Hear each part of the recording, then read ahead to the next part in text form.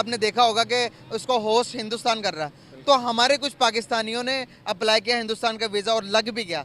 Visa लगने के बाद वो हिंदुस्तान गए, हिंदुस्तान जाकर यूजुअली जिस तरह से अदर कंट्रीज़ में जाते हैं, दुबई में, सऊदीया में और बहुत सारे मुल्कों में जाकर गायब हो जाते हैं, भीख मांगना शुरू करते हैं। इसी तरह हिंदुस्तान के अंदर से भी वो जाकर गायब हो गए हैं। उनका बड़ी बड़ी बातें करने वाला भारत वर्ल्ड कप के नाकिस्तरीन इंतजामात का बदतरीन रिकॉर्ड अपने नाम कर चुका है। दुनिया के सबसे बड़े क्रिकेट ग्राउंड अहमदाबाद में गंदगी भी सबसे ज्यादा नजर आई। आप क्या कहेंगे? क्या किस जो गैप हुए हैं पाकिस्तानी, तो जाहिर सी बात है जब हमारे मुल्क में नौकरियां नहीं होंगी तो ये बेरोजगार लोग हैं, इन्होंने तो बाहर तो जाना है, लोग अपने घर बार बेच के बाहर जाते हैं। अच्छा। क्रंच मैच होते हैं वहां बाबर का स्कोर नहीं होता। मुबश्शिर लुकमान साहब, ये तो हम काफी दिन से बात कर रहे हैं, ठीक है, पता ही नहीं चल रहा क्या कहना चाहेंगे, ये क्या हो रहा है, क्या नहीं हो रहा है, इसके बारे में क्या कहेंगे? जैसे कि आप इंडिया की बात करते हैं तो कहा जाता है कि इंडिया हमेशा पाकिस्तान की आंख में जो है ना एक आंख की तरह फैला हुआ होता है, सांप की तरह सिर्फ पाकिस्तान को डसने में लगा हुआ होता है।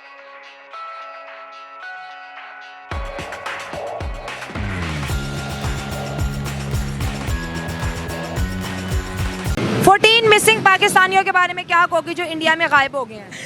क्या कोई यार, मुझे ये सुन के इतनी ज़्यादा हंसी आ रही है कि ये जहाँ भी जाती है गायब क्यों होते हैं। मैं खुद एक पाकिस्तानी हूँ, लेकिन मुझे इन पाकिस्तानियों की सोच की समझ आज तक नहीं आई। पहले ही कहते हैं ये हमारा दुश्मन मुल्क है, ठीक है, यहाँ पे हम जाना पसंद नहीं करते। वहाँ पे जो इंडियन लोग हैं, इंडियन मुस्लिम हैं, उन पर जुल्म होता है, उनको नमाज़ पढ़ने की इजाज़त नहीं दी जाती। और अब यही पाकिस्तानी वहाँ पर जाके गायब हो रहे हैं। ये सऊदीया चले जाए, ये हज उम्रे करने के लिए चले जाए, वहाँ पर गायब हो जाते हैं। जो दुबई चले जाए वहाँ पर गायब हो जाती है, तुर्की चले जाए वहाँ पर गायब हो जाते हैं। लेकिन जो भी है ना, आज मैं ये बात कहना चाहूँगी कि पाकिस्तानियों में ये एक टैलेंट ज़रूर है जो इंटरनेशनल लेवल पर किसी में नज़र नहीं आता। ये जहाँ जाती है गायब हो जाते हैं। ये अलादीन की औलादों में से तो भाई मुझे नहीं पता इनके पास किस तरह का मैजिक है, ये क्या करते हैं। इंसान अपनी शक्ल कैसे बदल सकता है, ये अपनी शक्ल तक बदल देते हैं। इंडिया वालों ने अपने वाघा बॉर्डर पे जो इमिग्रेशन वाला ऑफिस है उनसे शनाख्त कराई है कि भाई बंदे गायब हैं। इंडिया वालों को बता दूं, आप जितनी मर्जी शनाख्त करवा लें, ये आपको 14 नहीं मिलने, कुर्बानी दे दें इनकी।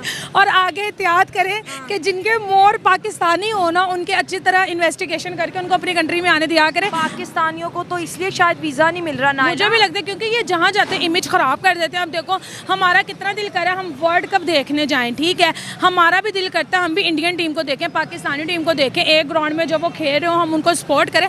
लेकिन इन लोगों की वजह से हम भी नहीं जा सकते। लेकिन अफसोस है, एंड पे भी मैं यही कहूँगी कि जो टैलेंट पाकिस्तानी में है ना, वो दुनिया भर की किसी भी यूथ में नहीं होगा। उल्टे कामों, जितने भी उल्टे काम है उसमें ये नंबर 1 पे हैं, मुझे निकाल के, ठीक है, नंबर 1 पे हैं। तो जो भी है, लेकिन मैंने तो गलत बहुत ऐसा नहीं करना चाहिए। देखिए 14 पाकिस्तानी, कहाँ पे 24 करोड़ पाकिस्तानी, लेकिन नाम इन 14 की वजह से पूरे पाकिस्तान का लगा। मोदी जी को देखो, मोदी जी फिर भी उनको ढूंढने की भरपूर कोशिश कर रहे हैं कि इनको हम पकड़ लें।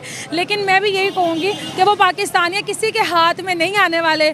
आप लोग दिल सब्र करके बैठ जाए। अगर वो आपको नजर आ भी गए, उन्होंने अपना हुलिया, दाढ़ी, टोपी कुछ भी करके उन्होंने अपने आप और कलर सेम है, लैंग्वेज सेम है, लिबास कभी भी वो नहीं पकड़ सकते, वो गायब हो गए हैं। क्योंकि यहाँ से लोग भाग रहे हैं, उनको उनकी तो गुड लक है कि वो इंडिया में चले गए हैं। वहाँ पे इतने अच्छे पीएम है, वहाँ पे इतने अच्छे लीडर्स हैं, वहाँ पे गुर्बत नहीं है, हर चीज़ वहाँ पे इतनी सस्ती है।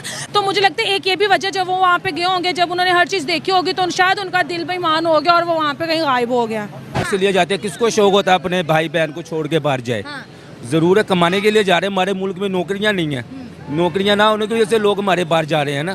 तो अब हमने इंडिया में भी पनाह लेना शुरू कर दिया।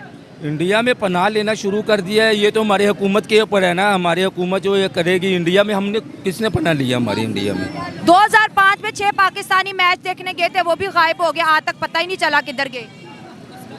इसका तो इंडिया वालों को इसको पता, हमें तो इसका नहीं पता। 14 पाकिस्तानियों को पता जो गायब हुए, बड़ा अफसोस की बात है जो गायब हुए हैं।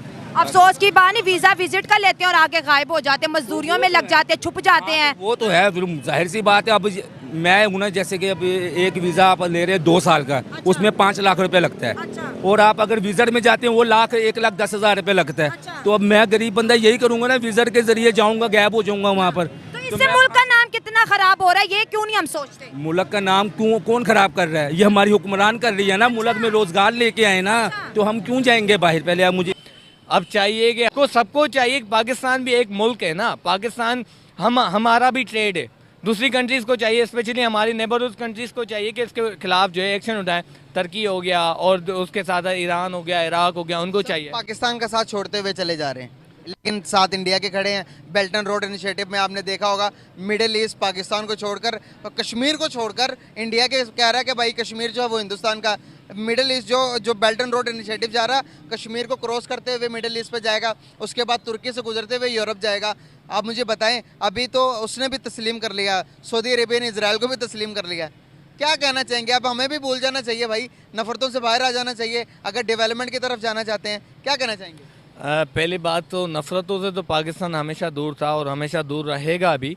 पहली बात तो देखो, पॉलिटिकल इनस्टेबिलिटी जिसको हम पॉलिटिकल टर्मोइल कहते हैं, पहले तो हमारे मुल्क का पॉलिटिकल इनस्टेबिलिटी को हमें ख़त्म करनी चाहिए।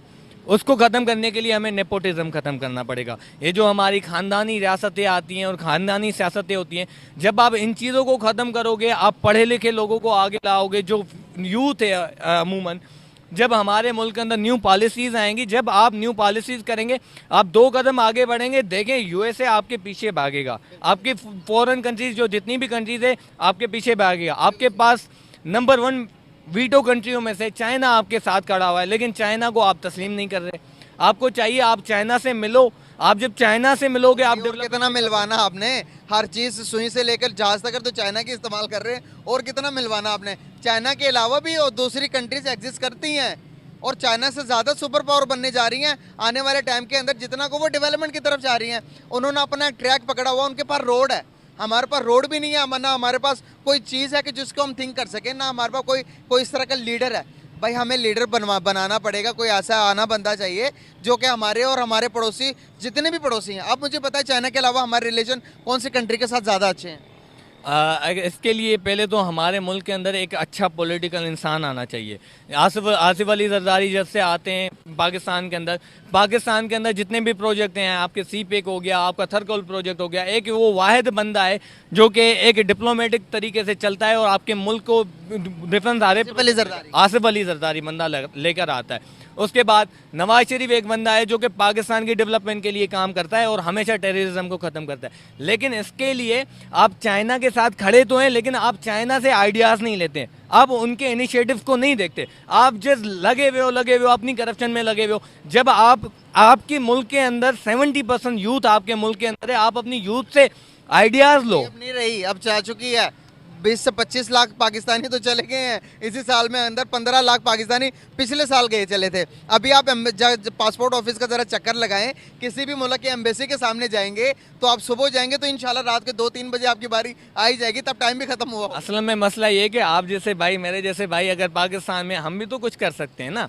लाजमी नहीं है कि हम दूसरों पे छोड़ दें, आपको भी अपना कंट्रीब्यूट करना है, मुझे भी अपना कंट्रीब्यूट करना है। जब हम साथ मिल के कंट्रीब्यूट करें, हमारे मुल्क के अंदर इंफ्रास्ट्रक्चर क्यों नहीं है?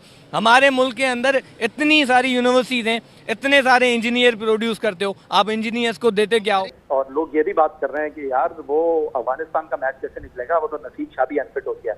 तो अब ये सारी बातों को भूल जाना चाहिए। मेरा ख्याल है कि बाबर आजम को अब इस टूर्नामेंट में जवाब देना चाहिए, और बाबर आजम के पास अहलियत है, सलाहियत है, और वो कहते हैं ना कि बड़ा प्लेयर जो होता है, बड़े मैच का प्लेयर होता है, बड़े टूर्नामेंट का प्लेयर होता है। तो बाबर आजम के पास इससे अच्छा मौका मिलेगा नहीं। भारत को भारत के घर में ठोकना है, ना भी आ रहा है भारत को, भारत से अगर आप कप लेकर आ गए ना तो ये उनकी मौत होगी। नहीं, मैं तो कहता हूं कि आप यानी हार जीत तो अपनी जगह पे है। जो ग्राउंड में 2 टीमें उतरेंगी, एक ने जीतना है, एक ने हारना है, लेकिन खेल कर आ रहे हैं। आई मीन बेतुकी बातों से ना आ रहे हैं।